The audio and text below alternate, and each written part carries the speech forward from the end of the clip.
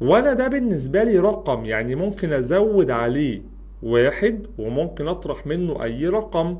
يعني ممكن اجي هنا اقول له بلس واحد كده، هل دي هتنفع؟ ما تبص عليها تاني، لا ما تنفعش. ليه؟ لان دوت سترينج يا صديقي العزيز محطوط جوه دبل كوتيشن. ما ينفعش حضرتك تقول لي ايج بلس واحد بالشكل ده، ده كده غلط، ومش هيزود القيمة بمقدار واحد زي ما انا متوقع. هيقول لك ايه 30 بلس واحد، يعني انا دلوقتي الايدج ده فعليا ما بقاش بواحد وتلاتين، هو الطبع لي بلس واحد بالشكل ده. الحل عندك ايه يا باشمهندس؟ الحل بسيط للغاية جدا. ان اول حل انا ممكن اجي هنا اقول له ايدج بتيكوال ايدج بلس واحد، تقف عندها شوية كده. يعني ايه الكلام الطلاسم اللي انت كاتبه؟ لا ده بسيط جدا.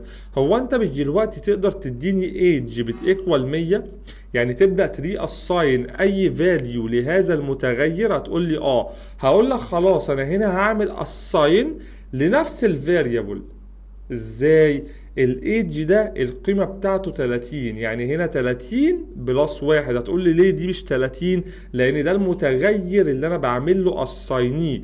اللي بعد علامة البلس ده المتغير، او ده الفاليو اللي انا هديها للمتغير ده. انما المتغير نفسه اللي هو الايدج ده، لو شلت هنا بلس واحد وجيت عملت رن، هتلاقيه بالفعل 100% 31 زاد بمقدار واحد واتخزن في الميموري على اساس ان هو 31.